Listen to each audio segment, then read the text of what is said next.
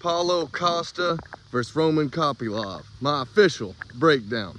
Now, first things first, this fight is put in the mid and middleweights, all right? There is no way in the world this should be the co-main event of a pay-per-view in 2025. I mean, it's ridiculous. You know, if this was the prelim main event or maybe the pay-per-view starter or, you know, the second fight on the pay-per-view, no problem. But we have a weak main event as it is. It's not even a title fight. Don't give me that BMF crap. That ain't a real belt.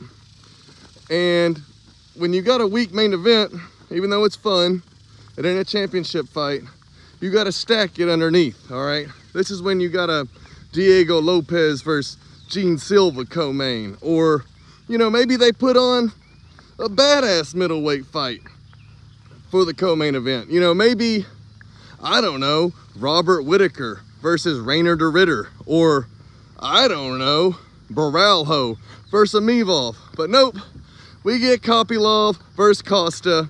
And those two badass fights I just named, they're both on fight nights. Why? Because we got to make France happy. And we got to make the Saudis happy, or Abu Dhabi, or wherever the fuck they're going. Ran over. Now to the fight. Paulo Costa. He got his soul taken by Israel Adesanya, and he hasn't been the same since. He's more worried about Twitter, and he's more worried about being funny and not getting finished than he is taking motherfuckers' heads. He used to be super aggressive, go in there, go for the kill, but he no longer does that shit. No longer, all right? Hadn't been the same animal at all.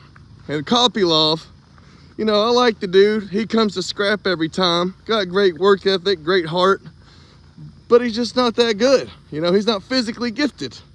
You know, he's got solid striking, but he had to grapple for his life for Cesar Almeida, you know, and then striking wise, he's about the level of Chris Curtis. You know, him and Chris Curtis had a very close fight last time out, and he landed that head kick right at the bell, and they had that Fugazi stoppage.